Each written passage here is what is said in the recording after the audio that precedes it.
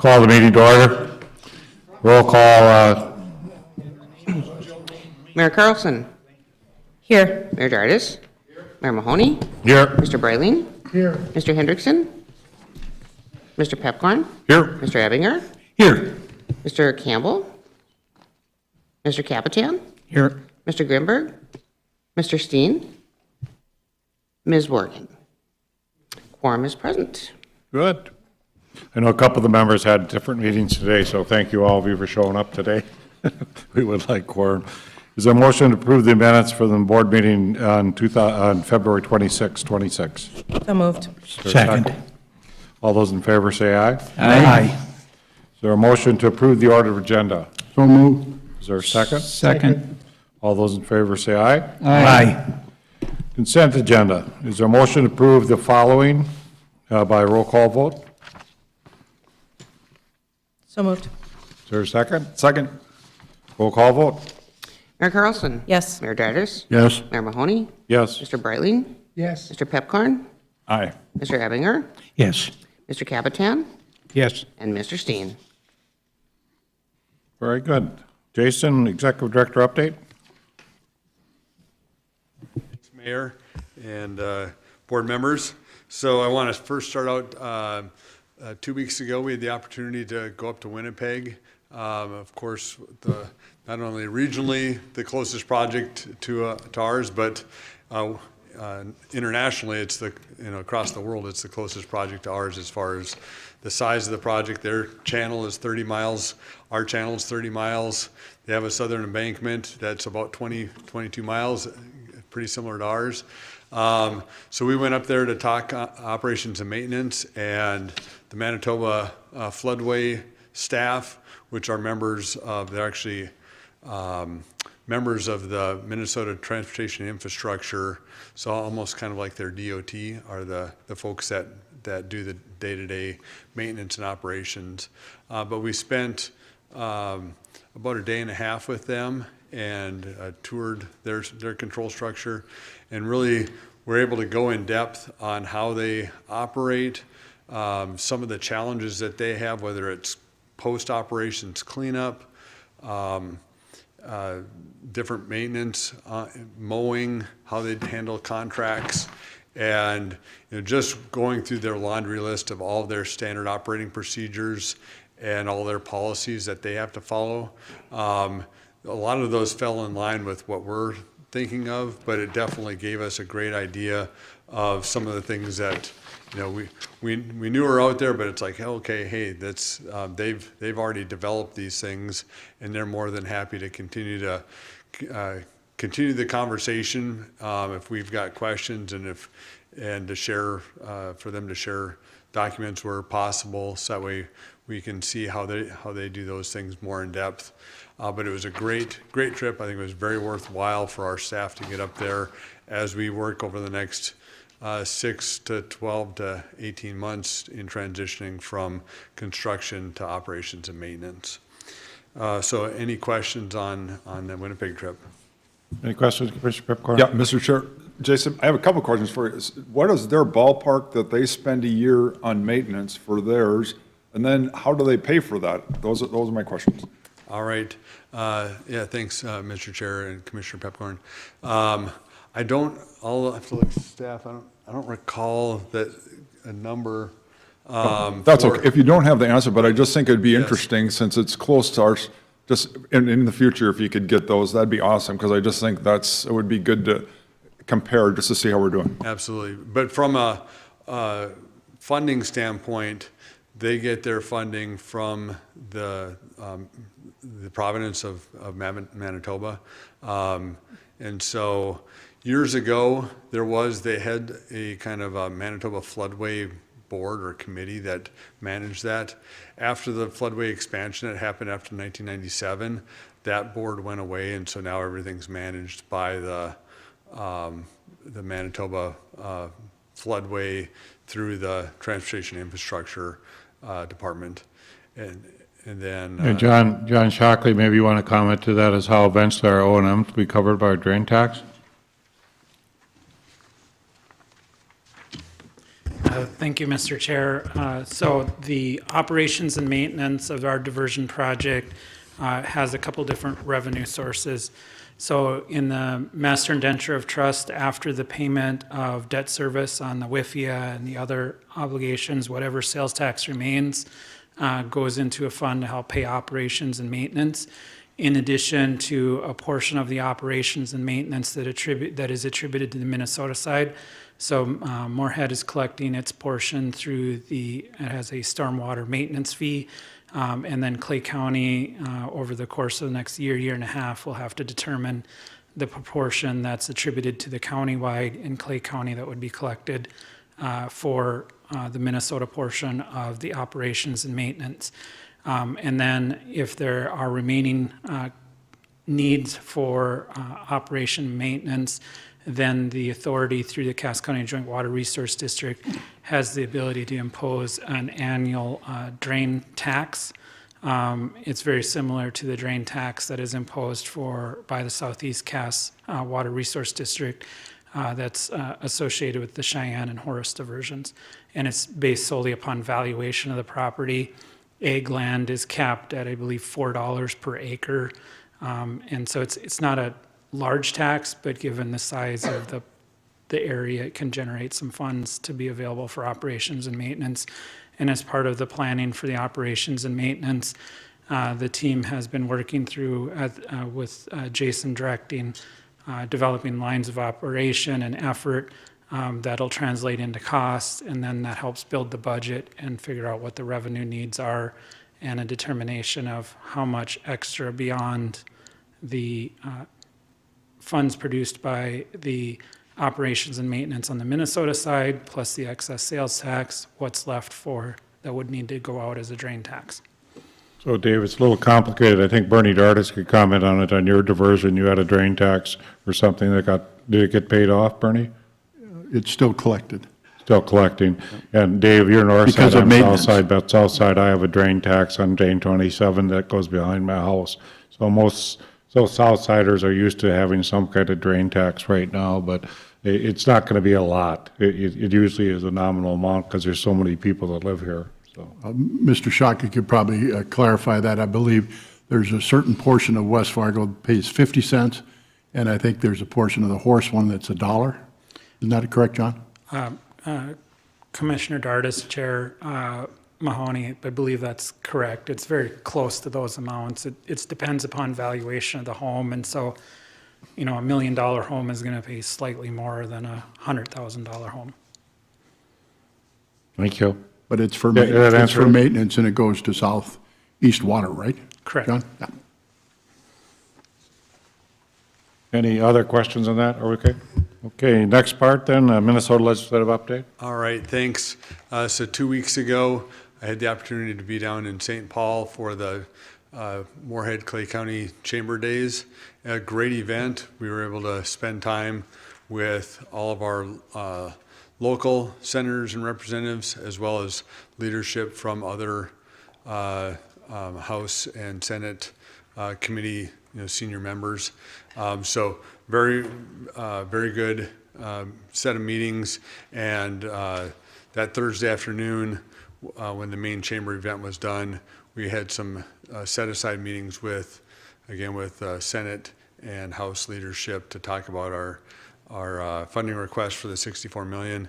And I think the bigger question still going on with the legislative session is, depending on who you talk to, there's questions whether there will be a bonding bill this year. A lot of people think there will be, but since there was a bonding bill last year, there are some that still think that maybe there won't be one this year and it'll go towards 2027. And then based on the current budget for flood control projects, it's only $9 million across the state. So we probably would be looking for tapping into getting a one-time kind of earmark for funding instead of relying solely on just being part of that $9 million. But we've got got another 2 months in the session, and so we got a lot of work ahead of us. And I'll be down in St. Paul, I'm sure several more times. But we're continuing our efforts and continuing to meet between Moorhead, Clay County, Buffalo Red Watershed, and our partnership with the Chamber of Commerce and their lobbyists. So that's my report. If anyone has a question. And you had quite a team down there. A lot of people from the chamber went down to help out. Is that correct? Yes, we had a lot of great, business members from the business community on the Moorhead, Clay County side, as well as political leadership. The mayor was there. Commissioner Mojo was there. Mayor Chad Olson from Dilworth was there. So we had a great turnout. I think nearly 40 people there. Thank you. Any questions? Thank you. All right, thanks. John Chalkley, resolution established debris removal, and restoration subcommittee. Thank you, Mr. Chair, members of the Diversion Authority Board. Before you, you have a resolution to create a subcommittee to deal with debris removal and property damage restoration. Pursuant to Section 1902 of the settlement agreement with the Upstream Coalition, when we were in the process of drafting the settlement agreement, one of the items that their organization and their membership was concerned about, as well as I think the Diversion Authority Board, was how do operations and maintenance look for cleaning up debris after the project operates? And that could be anything from large piles of corn stalks to tree branches to excess items that have floated on to different farmers' property. And so at that time, we had agreed to create a subcommittee that would include at least 2 agricultural producers from the upstream group. On the page just above this, you'll see a potential timeline that would assume that the board approves the creation of the subcommittee. We're envisioning over the next several months leading up to November that there would be a finalization of the debris removal and cleanup plan that would come back to the Land Management Committee and would come back to this board for approvals, which with final program implementation in March of next year to coincide with anticipated being ready for operations. The membership, if we scroll to the next page, after vetting this out, would be 1 member of the subcommittee recommended by Cass County Joint Water Resource District, 1 member recommended by the MCC JPA. Having those 2 entities involved in recommending some members is important because they're in charge of the land acquisition for all the properties within the UMA. Then 3 members recommended by the Land Management Committee, at least 2 having technical experience, and then 2 members from the Richland-Wilkin County JPA, those being active agricultural producers within the staging area. They'd all be voting members. The chair and vice chair of that subcommittee would be voted upon by that committee. It will be subject to open meetings. The Diversion Authority staff will arrange for meeting locations, times, et cetera. The resolution creating the subcommittee was recommended for approval by the Lands Committee yesterday. And so it's moved forward to the board for your final approval. And this is something that was contemplated in the settlement agreement with the Wilkin-Richland County JPA. Any questions? Do I have a motion for the resolution? Is there a second? Second. Moved and seconded. Any further discussion? Roll call vote, please. Mayor Carlson? Yes. Mayor Dardis? Yes. Mayor Mahoney? Aye. Mr. Breitling? Yes. Mr. Pepcorn? Aye. Mr. Ebinger? Aye. Mr. Capitan? Yes. And Mr. Steen? Yes. That is everyone. WIFIA update. Thank you, Mr. Chair. This is not an action item. It's only for information. I wanted to inform the board that the Diversion Authority did receive its first requisition from WIFIA, and that was in the amount of about $47.5 million. That came in just before March 15th, and that was reimbursement for prior expenses associated with the diversion channel. And so the process is moving along very smoothly. either on the 1st or the 15th of each month, the authority can submit requests for reimbursement of the loan. Remember, that loan is an amount of $569 million in principal with an interest rate of about 2.08%. As part of, once we start making draws, one thing for the board to be aware of is that next month you'll see that, that additional $47.5 million in the financials. It came in after March 1st, so you'll see it next month. And then also, as the loan value goes up, the trustee, the Bank of North Dakota, under the Master Indenture of Trust, will retain a little bit more of the sales tax each month to build the required reserve. Under the WIFIA loan, there was a small reserve that was required. And so as proportionately as the draws go up to $569 million, the trustee will slowly build up the reserve amount. So you'll see a little bit less sales tax distributed to the authority. I think this month it'll be about $1 million less. It's not disappearing, it's just being held in reserve for that loan. So happy to answer any questions, but. Any question? Thanks, John. Project updates, Terry Williams.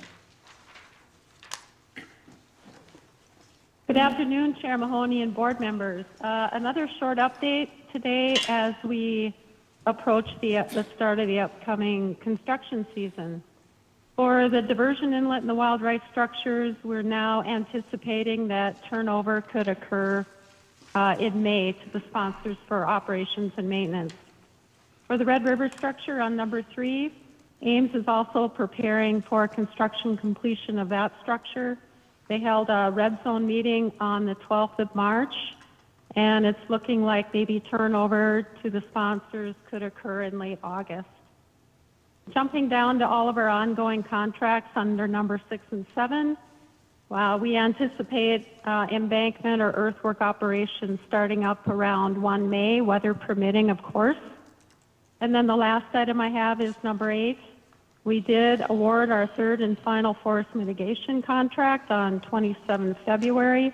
The amount was just under $800,000, and that's a 3-year contract. The first year they'll do a lot of planting, and then plant in years 2 and 3 and maintain if they need to. With that, I'll stand for any questions. Any questions of Terry? Terry, I don't know if you stay on for a whole meeting, but Ben Askegard is going to address us at the public comment time, so I would ask if you could kindly stay on since that's part of the Corps' contract. Will do, Mayor. Okay, thank you. Chris, updates. Yeah, thanks, Chair Mahoney and board. Again, fairly brief update again today. Maybe just a reminder, our color coding system on the graphic map, just for reference. As things are completed, we change them to the lighter blue color, and when we actually reach our interim completion and make the payment for that portion, it turns to the darker blue color. So you'll note that we changed the County Road 20 bridge this month. I think that was actually an oversight last month. We actually made that payment in January and could have made that color change, but just a note for it, and then everything in tan is the work that's underway. So as you talk, you'll see in the drone video, we're able to open the BNSF KO line last week, and one direction last week, and the other direction here is happening as we speak. Likely done, and trains are rolling on both sets of tracks across the new bridge. For the channel, in the 30 to 60 day outlook, there's quite a few channel reaches that are nearing completion and interim completion, so we're working through that with the developer right now. As Terry mentioned on the SEAI, we mostly noted in there that in the next 30 to 60 days we'll see activity moving again. And then the 30, 60 days, just more progress and earthwork and embankments on the Red River structure as well. Not a lot of updates on the bridge side, just a couple of key ones. We were able to open the County Road 22 bridge to traffic. That was one that had some minor repairs that they were working on and kind of dealing with winter weather on. And then the BNSF KO opening to traffic here last week and this week was another great milestone. Remaining bridges, have various degrees. Most of what's left is roadway work. I think you'll see in the drone video, we made our last concrete pour on the railings on the 52nd Avenue Bridge. So that completed all the concrete work for structures, for the bridge structures anyway. So once the weather gets warm enough here, likely late April or in May, we'll work on finishing up the roads and getting those final three bridges opened, and then the two 16, 17, and 81 paved so that we have those back to their permanent condition. So with that, I'd stand for any questions related to the construction update. Any questions? You can proceed. On the safety update, a good month, no recordable events, slight uptick in the near misses. So again, those are obviously things to watch and concern with. The near misses could easily become recordable. So I know there's been some attention made on the RVA ASN side of addressing those near misses with their safety program. But again, a good month with no serious injuries or anything that was up to the level of having to be recordable. So with that, just wanted to highlight probably a little different section of our P3 report this month and talk about our submittals process. There's a quite large amount of information that's shared back and forth between the Diversion Authority and our RVA and their folks. So on any given time, we have somewhere between 70 and 90 submittals from them in our review queue.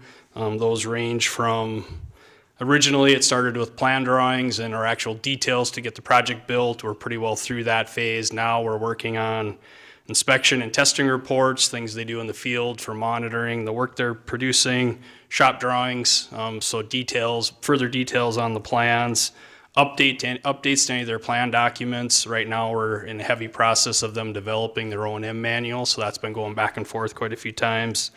And then ultimately the interim completion submittals, so there's a fair amount of work that goes into those as far as reviewing all the final paperwork, making sure we're ready to accept a portion of the work and move it towards payment. So you see some stats. We've carried out 4,700-ish total reviews throughout the course of the project. Like I said, this last month we had about 99 that went through our queue. Again, any given time we're in the process of reviewing. I think at the end of the month we had close to 90, but we're usually in that 70 to 90 range of pieces of information passing back and forth between us and our RVA. And then, Peggy, if you scroll down just a little bit, we see that in this report you also talk about if we had any interim completions. We did not have any of those in February's reporting period. There are 28 that we've received various degrees of notice on. They're required to give us several notices when they're stepping towards interim completion so we can prepare our team for those reviews. There's 28 of those that are in that potential review process and are moving towards being submitted officially to us. So those we're expecting here as time goes. Some of the ones that are a little more weather and ground condition dependent might slide back just a little bit in time, but anticipating again a heavy lift here in the next few months with processing those interim completions and moving on. So with that, any questions you have related to the submittals process? I think just a good highlight of some of the things we do in the background that just happen and are part of the process to making sure we're getting the project that we all signed up for. So.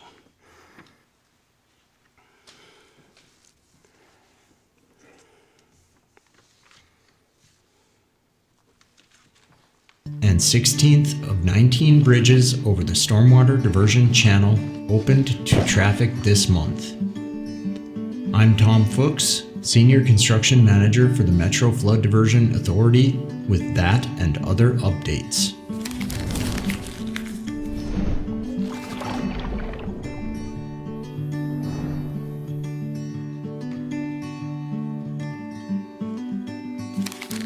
ASN constructors opened the County Road 22 crossing on March 5th. Afterward, work continued nearby, removing the bypass lanes and excavating the diversion channel plug below.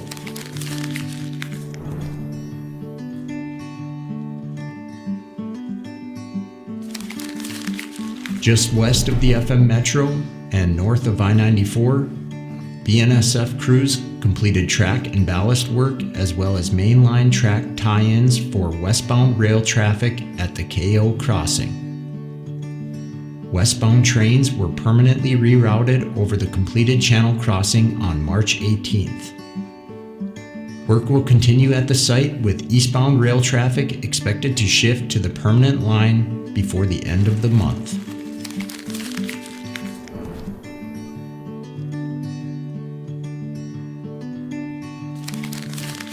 Additionally, ASN constructors completed the last concrete placement for the 19 channel crossings. With the concrete railings now placed, the 52nd Avenue West Bridge is one step closer to opening this year, along with County Roads 6 and 14.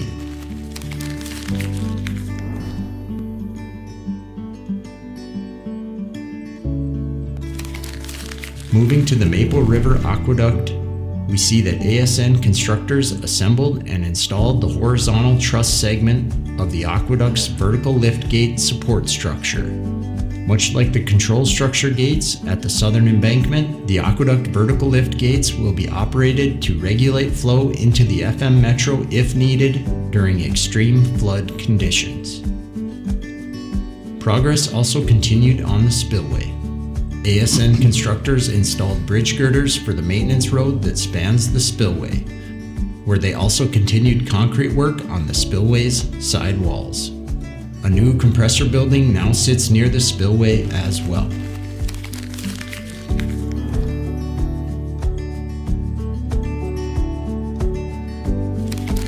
As part of the overall FM area diversion project, dozens of utility lines have been relocated to make way for the 30-mile stormwater diversion channel. This month, Western Area Power Administration crews disassembled existing towers, installed new poles straddling the channel, and raised a 230 kilovolt transmission line in Reach 11, just west of West Fargo.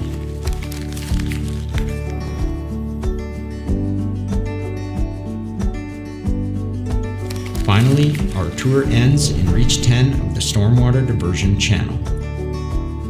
While excavation continued, it slowed due to the warming weather that's made the clay-like material difficult to work with. As part of that work, however, yet another diversion channel plug was removed at 21st Avenue West. For more updates, follow the project on social media. Very good.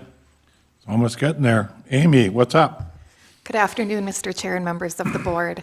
This past month, we had the February construction update go out, and Jason was on KFGO and did a nice interview there. We also shared the County Road 22 crossing opening, as well as today the BNSF KO opening. The newsletter focused on engineering and had a strong open and click-through rate. For perspective, 17 to 28% is considered a successful open rate depending on the industry. Tomorrow you'll see the next newsletter, which is focused on earth moving. In terms of outreach, we provided some collateral materials for that trip to St. Paul as well. And that's my report this month. I'm happy to answer any questions. Any questions? Thank you. Land management update. Justin? Thank you, Mayor and Board. Quick update today. I'll start off with key activities. Since last month, we've successfully closed on 4 different parcels amongst 2 owners in the UMA area.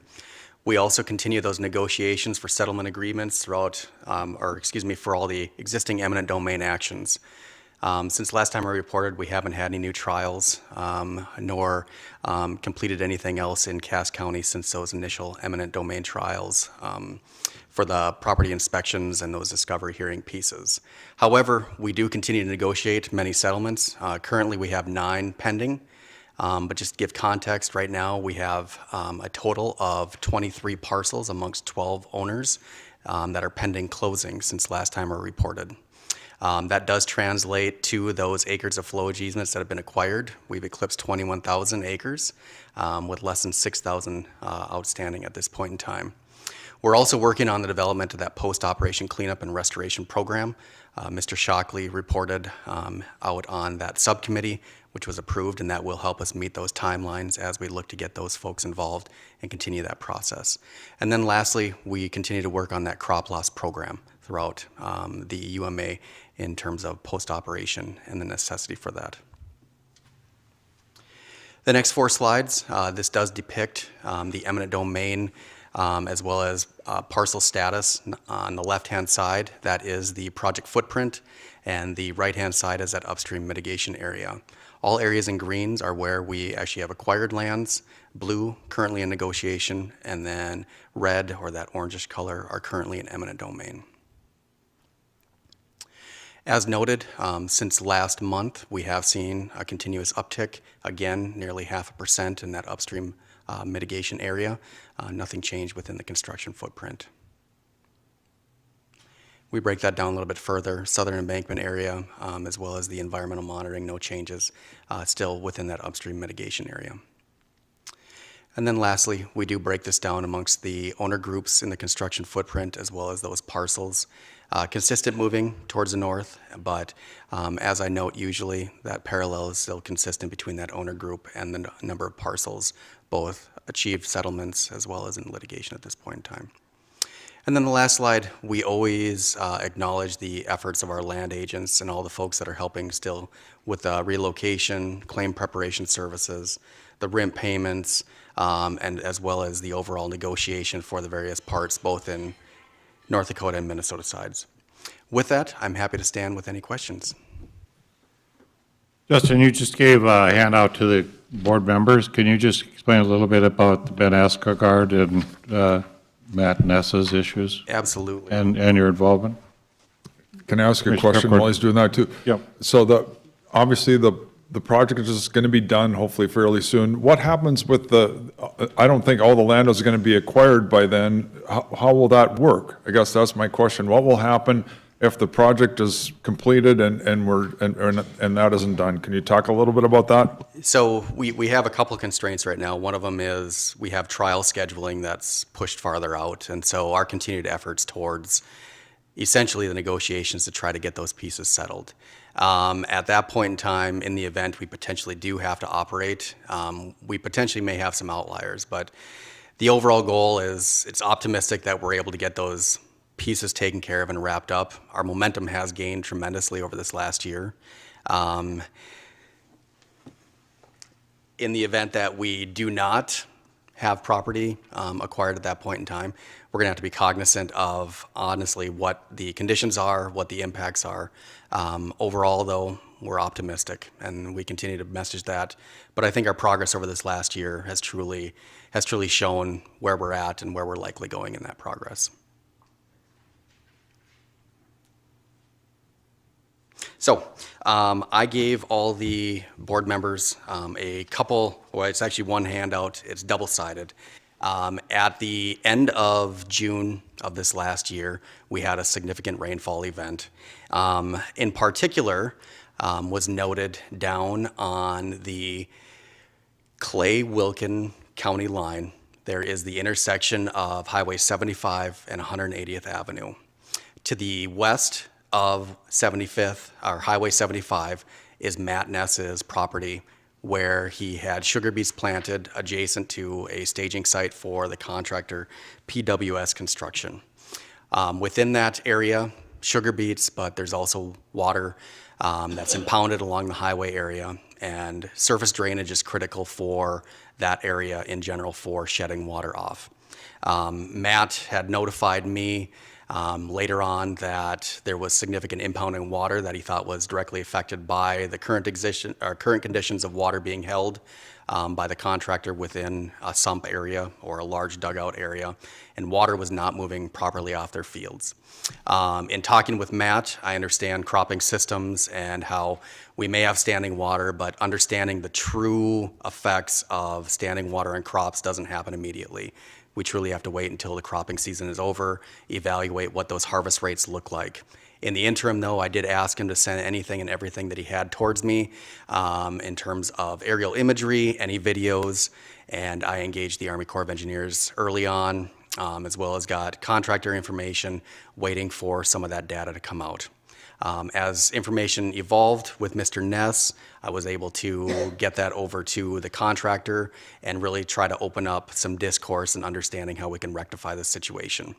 To date, the contractor is currently working with Mr. Matt Ness. Prior to this meeting today, I was told that they're hopeful to have this rectified with Mr. Ness within the next 2 weeks. And so I will continue to keep people posted on that. But as part of this handout today, I did show you the location, some of those images of what things look like on site, both in July and August, as well as some of the issues of impounding water on property. Matt did have to utilize some aerial spraying rather than using actual vehicular sprays, just because access alone was not possible at that point in time. So there's tremendous inputs that go in when you have water.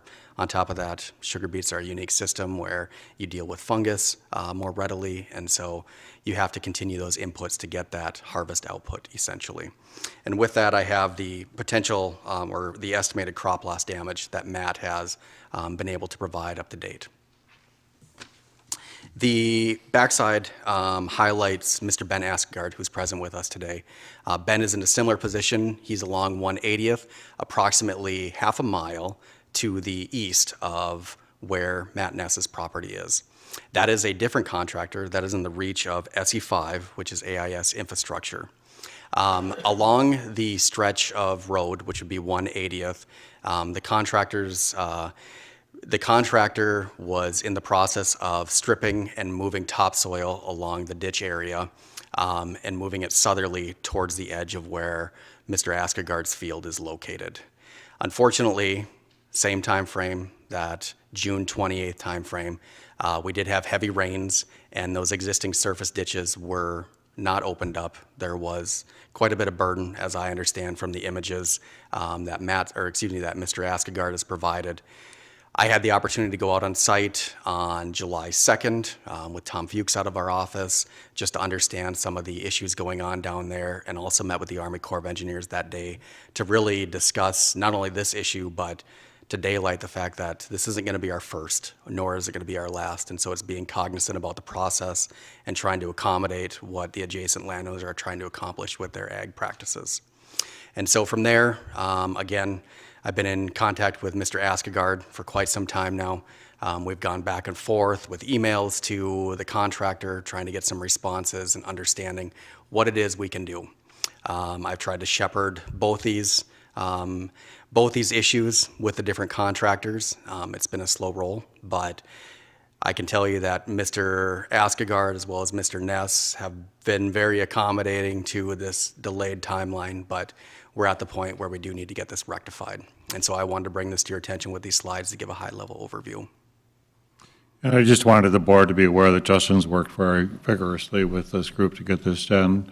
And Jenny Mojo has also been active with the Askegaard issue, and we're trying to push this forward, but I'm sure that's a little slow, and I think Ben will explain it later in the meeting. Thank you, Justin. Absolutely. Bernie Dardis, sales tax update or financial update? Mr. Chairman, Finance Committee met yesterday. During those discussions, we approved bills of $1,298,788.01. Our finance report shows that cash on hand is $180,733,254. Our net position is $219,551,029. We also discussed all the board approving contracting actions, items A through D, 4A through D that you have on your agenda. And we talked about the MOUs and agreements Mr. Shockley presented to them, as well as settlement agreements and project updates. Mr. Backegaard gave it those on with regard to Georgetown, Wolverton, Christine, and Comstock, as well as all of the cemeteries.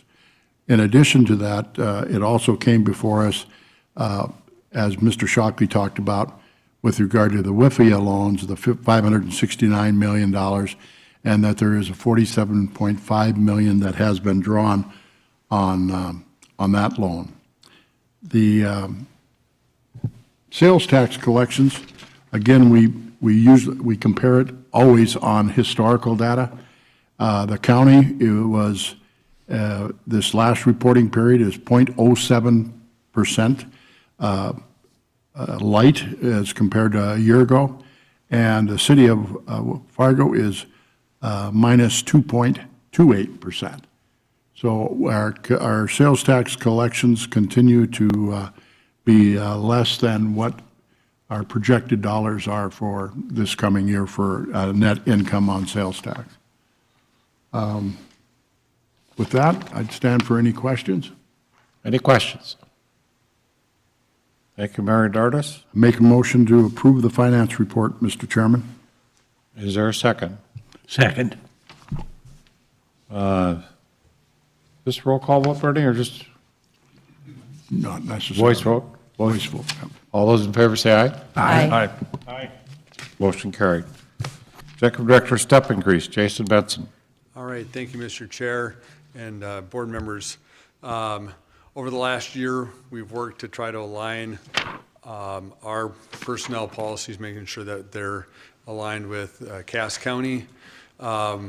Just prior to me starting in my position, there had been a review of all the positions within the Diversion Authority, and a step matrix had been produced for all those positions except for the executive director. It just had a bottom end and a top end. And then typically the process for employees, and again this aligns with Cass County, is that at the beginning of the year, whatever Cass County's COLA increase would be added into that matrix, and all of the matrix steps would be updated with the COLA increase. And then as somebody does their annual review, they get a step increase, they move up into that next step. But again, for whatever reason, the executive director just had a top end and a bottom end and didn't have a matrix. In talking with Tracy Peters, especially as we move towards operations and maintenance, I thought it was appropriate that we just have that my position was consistent with the rest of the positions in having a stepping, the same number of steps and the same process, again, similar to what Cass County has, including all the way up through the county administrator, so that in the future, when I do my annual review, if it's a positive review, then that step increase would occur at the annual review time. So with that, back when I did my annual review in January, there was between Tracy and I had misunderstood that basically it had to come to the board for that step increase, not just the approval of my annual review. So with that, the request is to accept the step increase for my position based on my annual review, and then from here on out that the executive director position will have the same step system as the rest of the positions, and that again, basically from here on out, similar to where the other employees are, when a employee receives a review, if it's a positive review, they would get that step, and then the COLA increase based on Cass County's COLA would get added to those steps every year in January. So I have two county members here. You understand that this is the way you guys do stuff, right? This is consistent. This is consistent with the county's way of doing things, and we're just following that. Yep, is that correct? Any questions of Jason? Including the COLA. Including the COLA. Do I have a motion? Is there a second? Second. Any discussion? Yeah, you've done well on your evaluations, Jason, and there's no reason not to do this, so I appreciate that and the hard work that you're doing on a variety of different fronts. But I am also cognitive is that the board did want to be aware of any kind of salary changes, so this is consistent with the policy, Shelley, you went through and we talked about. So I do have one question, Chair Mahoney. Mayor Carlson. Although that this would be more of an automatic increase based on a favorable review, would this still come before the board every year, at least as a awareness acknowledgement? Mr. Chair, Mayor Carlson, yes, I see this. My review is still going to be an open review, and so then if it's a positive review, then it would be the approval for the step increase based on that positive review. If it's not, then no step would be authorized then. Okay, so it would just be part of the review process, that if it's favorable, that would be made public. Mm-hmm. Okay. Any other questions? Roll call vote, please. Mayor Carlson. Yes. Mayor Dardis. Yes. Mayor Mahoney. Aye. Mr. Breitling. Yes. Mr. Pepcorn. Aye. Mr. Ebinger. Aye. Mr. Capitan. Aye. And Mr. Steen. Yes. That is everyone. Governance policy on your review. All right. So this was our first quarterly review of the governance policy. If you recall, every quarter we're going to review basically a fourth of the different policies within the larger governance policy. And typically, if these are approved at the planning committee, they would go to the consent agenda for the Diversion Authority Board.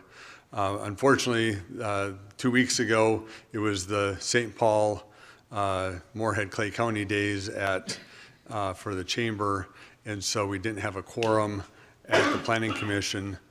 So the planning committee members that were present did review the policy, and did have the recommendation that those policies remain intact and with no changes. But again, because they didn't have a quorum to approve that, it's appropriate to move that to the full board for approval. But again, it was positively reviewed and with no recommended changes.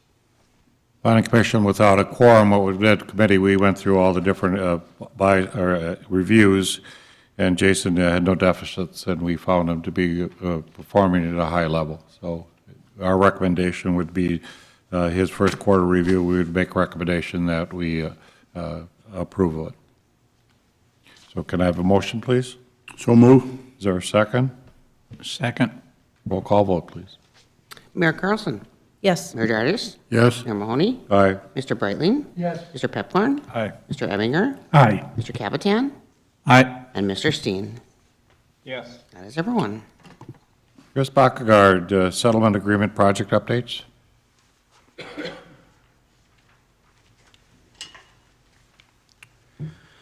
Thank you, Chair Mahoney. As Mayor Dardis mentioned in his finance update, we did do a review of the settlement projects. Just kind of to highlight, there's 13 total projects that we agreed to in the settlement agreement with the Upstream Coalition. Of those, 8 required some level of construction, 5 didn't require any specific construction. So of that, we have 1 project that is completed, that's the Eagle Cemetery. We have 3 that have been bid or under contract. We have 3 scheduled for bidding here yet this year, and 1 scheduled to bid in 2027. I'm ready to highlight those real quick. So the first 2 on the list here, Georgetown and Wolverton, were 2 projects that we agreed to assist with. Buffalo Red is developing. Buffalo Red Watershed District is developing those projects. Again, the first one scheduled for bid is the Wolverton project. Just as a reminder, that provides 2 secondary benefits to us. One, it also encompasses one of our cemetery projects, and it also would remove the need to acquire some flowage easements through the city of Wolverton. So we've been working with their group to develop that, anticipate they're finalizing their land acquisition process now, anticipating they would bid the project here sometime in 26 and start construction. The Georgetown project is progressing on a little bit different timeline. They're planning to start that project and bid it in 2027. The other city levy project was the Christine project. That's being developed by the city of Christine. Again, they're in a similar spot to where the Wolverton's at. They're in the process of doing land acquisition finalizing details for their design. Again, anticipating they would bid that project sometime in '26 and start construction on that as well. The next project on the list, Peggy, we get into City of Comstock. We actually had two projects we agreed to with them. One was a project that is being led by Clay County. That was the paving of the road through town to help with drainage improvements and to improve the quality of the roadway there. That project was bid last year. Half was constructed last year. The other half will be constructed here later this spring and early summer. The second project was to help them make improvements to their lagoon. And that project is, again, they're finalizing land acquisition here. They indicated this month yet, hopefully, and then they'd be moving that into the bidding phase, and that is also scheduled to be bid and start construction in 2026. The remaining 8 projects are related to cemeteries. The first 3 of those required some level of construction. That's the Clara Cemetery. That was on the consent agenda today. We reviewed that with the Finance Committee yesterday, so that project is now bid, and we recommended award, or you guys awarded that here with the consent agenda today. That will start after Memorial Day this year with anticipation we would complete that project this fall. Clara Cemetery is the cemetery that's the deepest in our operating pool, so that has the largest levee. So that one is fairly important for the overall operation of the project. The Eagle Cemetery was awarded last month. That is also on the same schedule. We'll start construction after Memorial Day of this summer and completion this fall.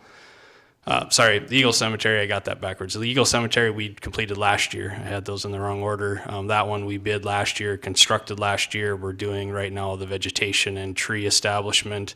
The North Pleasant project we awarded last month, and we'll start after Memorial Day this year with construction yet this summer and fall. The remaining cemeteries have various degrees. Hemnes, we're acquiring flowage easements through our land acquisition process. That's the extent of what we need to do in Hemnes Cemetery. Rowan Cemetery is a private cemetery that the Corps of Engineers is working through the State Historic Preservation Office to do some documenting of that cemetery. The likely outcome of that will be some sort of a placard that records the cemetery and documents it for historic purposes. The Salem/Wolverton Cemetery, that's the one that's protected with the Wolverton levee project that Buffalo Red Watershed District is progressing. And then the last 2, the St. Benedict Cemetery and the Lower Wild Rice and Red River, those are the closest to the southern embankment but are on the protected side of the project. They had some viewshed concerns there, so again, the Corps of Engineers cultural resource team has been working on developing the viewshed mediation for that, which will likely be satisfied by the vegetation plan that we have in place for the southern embankment. So no separate construction projects planned for those 2 cemeteries, just will be addressed by the construction of the southern embankment itself. So with that, I'd stand for any questions related to the update on the settlement projects, but we're making nice progress on those with anticipation we'll have them all under construction by next year. So. Any questions? Thank you, Chris. You bet. Public comment, Ben Eskegaard. Ben, you'd come to this one over here. Sorry.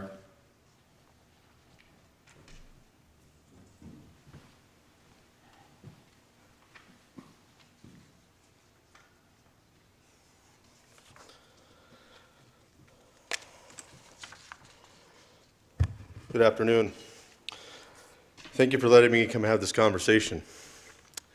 My name is Ben Eskegaard. I live in South Fargo with my wife. 3 kids who are 9 and 6 and 3. I'm a 6th-generation farmer from Comstock, Minnesota, that farms with my dad, Ed, Uncle Andrew, and my 2 cousins, Isaac and Sam. We have been affected by SE5 project. I'm here to put a face to the name, since our crop damage claim has been in an email chain. This claim started June 29th, which was a Sunday of 2005. We as a family are very frustrated since we have followed all the requests to make sure everything has been documented. On January 6th, I met with Justin Fisher about the claims with all of my data and information.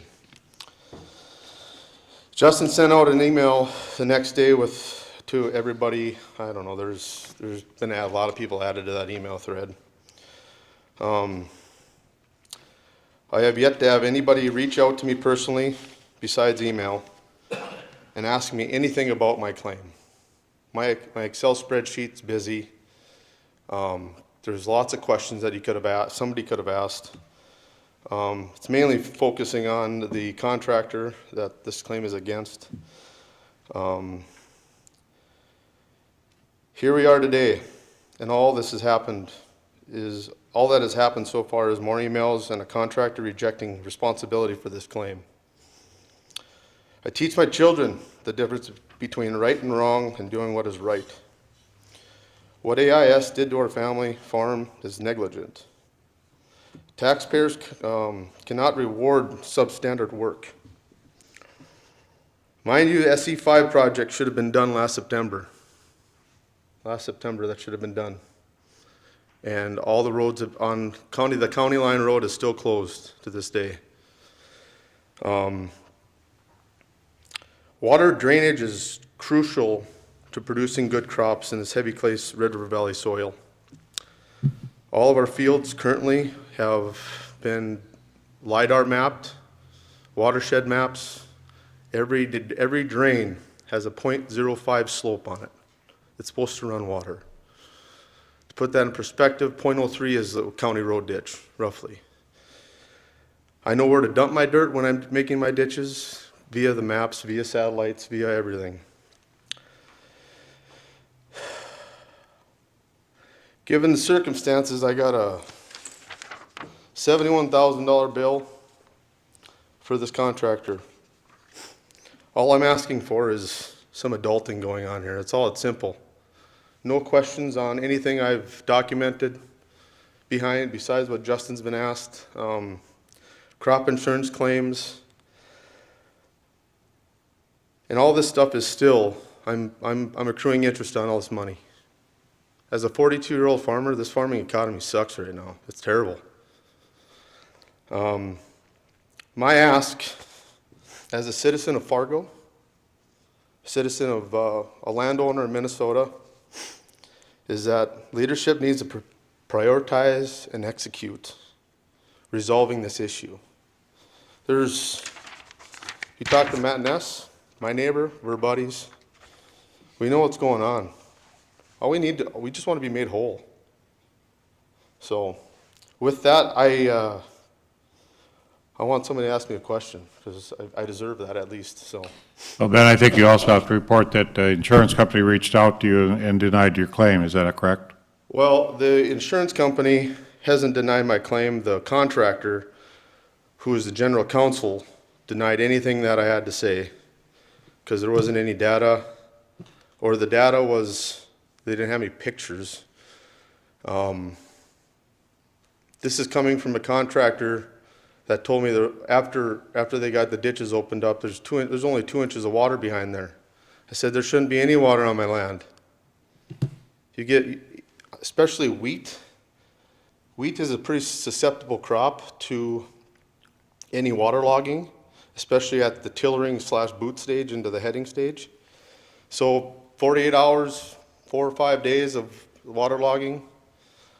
You look at my claim, I'm 25% yield reduction compared, and I have 3 other fields I'm comparing this to, 2 south and 1 north. All I'm asking is just simple. Communicate. It's all we got to do is just have a conversation. Besides farming, I sell sugar beet seed to all the growers in the Moorhead factories, American Crystal Factories District. I make deals with many guys every day. So all we need to do is sit down and figure this out. So I want to know what the next steps are. I can't handle this. My banker, who's American Federal, is wondering when my money's coming. Jason, you want to comment to where we're at on this, please? Any members have any questions of Ben?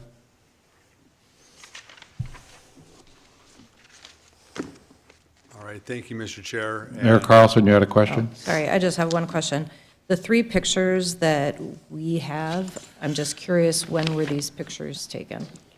Those were taken on the, well, these might be Jason's, I don't know. But I sent, Mahoney's seen the pictures. I sent 3 videos, obviously showing that, the ditches, the drain on the draw was plugged, on the county road ditch, going to the Wolverton Creek was plugged, because they didn't want any water to silt, or any dirt to silt, or move through. I don't know why, but there was plenty of grass and there's silt fences everywhere, and the culverts were plugged, right in front of the culverts were plugged. I called that contractor up that Sunday to get somebody out there, otherwise I was gonna hop in his excavator and move it. So. Jason? Yeah, Mr. Chair and board members, so as Ben's indicated, we've been in communications from the beginning on this to, from the incident. Commissioner Mojo called me on the 29th of June, and I believe Mr. Askegaard and I talked on the 30th, and we got Justin out there. So really moving forward, the main thing that still has to be completed is the process through the claim process with the insurance company.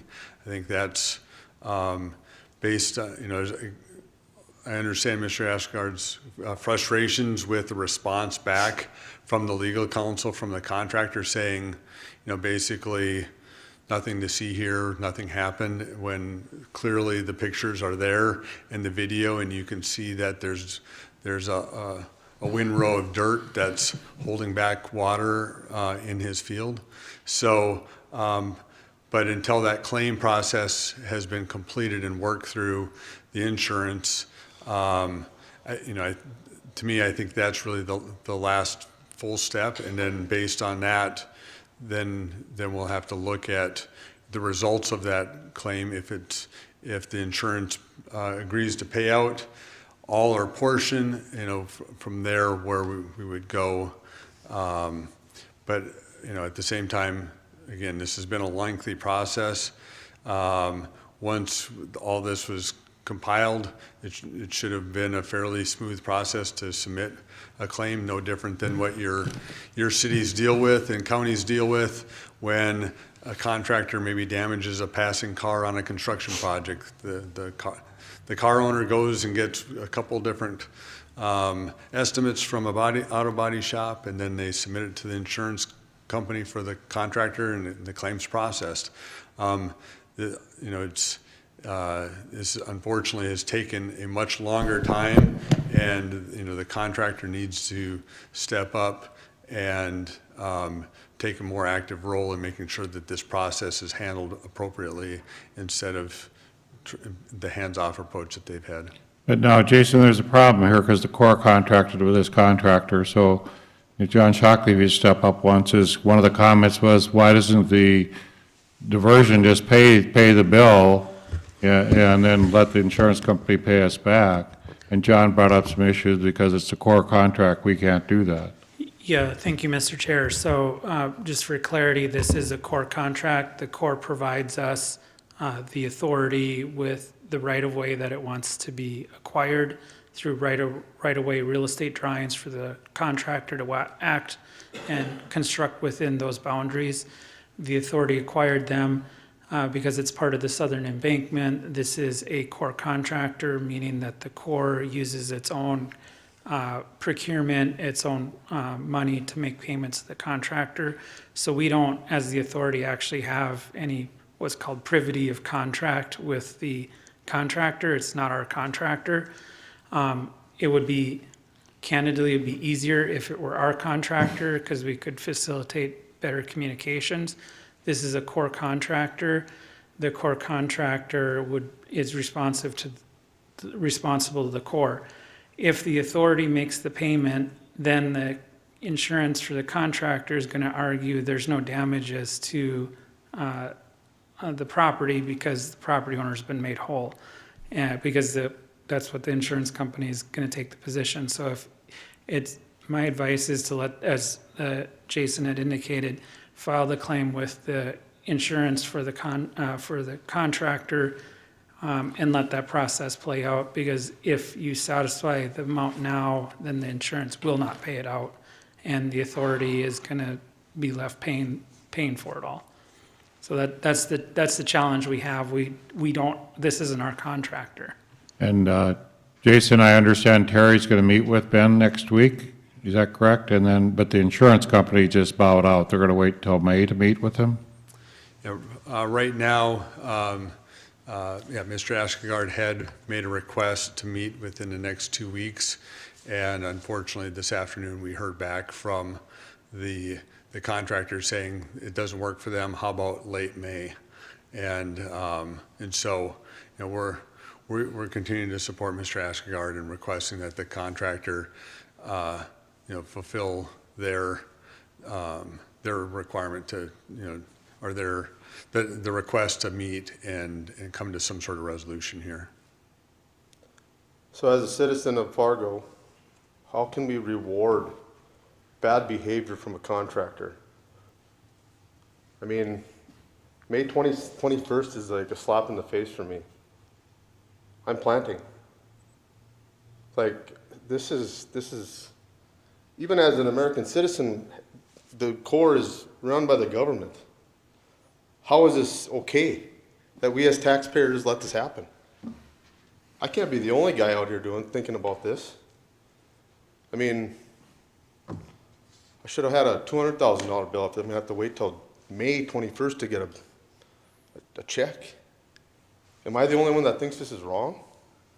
Ben, we very much agree that we feel this is wrong. We'll do everything in our power to help to make this expedited. I only became aware of this in the last month, so now we're on it. I think the whole team is working as hard as they can to get it resolved. And we will talk to the Corps coming in next Tuesday, Wednesday. We're going to have a discussion about this. I have a meeting with them for an hour, and this is one of my top priorities. You and everybody else has been impacted by this project, and we wanted to be fair, friendly, and work with you. This is totally not that, and this is not something we want at all. Jenny Mojo has been very strong about this. The county's been very strong about this, and you will see us get more actively involved if this does not get resolved. Concur with you, it's not the best time to try to solve it when you're planning. You need the money now, so it's time to pay you off. So. It's frustrating. Like I said, it's been going on since the 29th of June. Met with them the 6th of January. Justin and I sat there and said, when's a reasonable time to get this resolved? I said, May 6th. That was May 6th down. 2 months. Yeah. Here we are, chasing emails.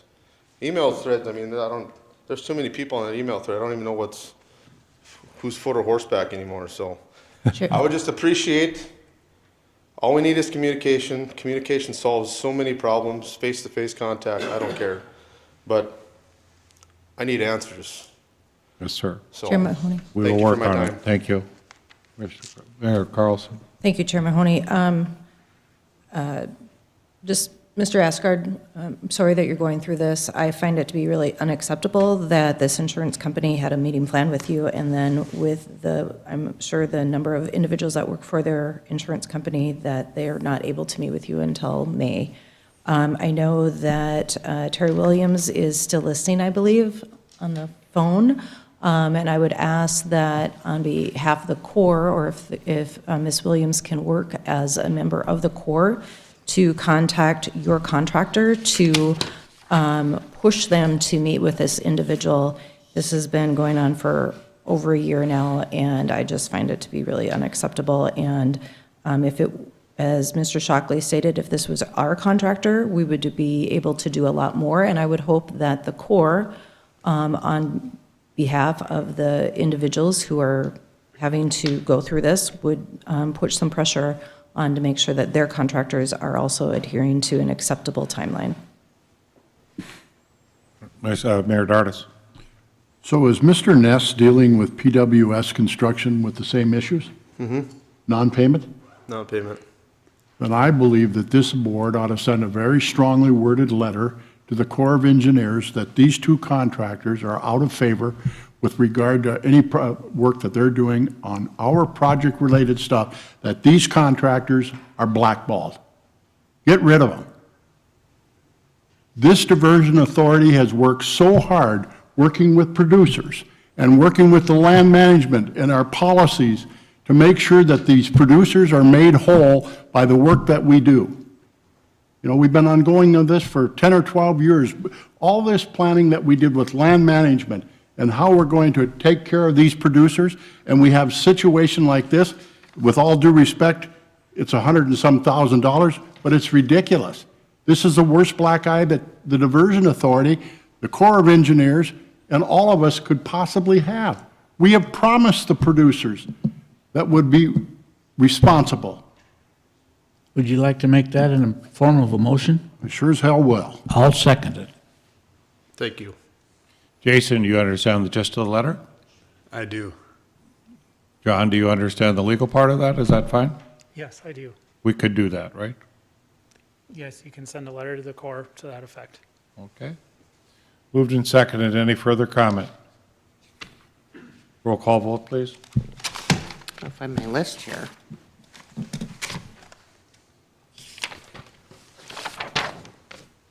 Mayor Carlson. Yes. Mayor Dardis. Yes. Mayor Mahoney. Aye. Mr. Breitling. Yes. Mr. Pepcorn. Aye. Mr. Ebinger. Aye. Mr. Capitan. Aye. And Mr. Steen. Yes. And that is everyone. Thank you as a board for being patient with this. I think it was something you needed to know about, and it needs to be addressed. We have our next meeting in April 23rd. If there's no other business, we stand adjourned. Thank you.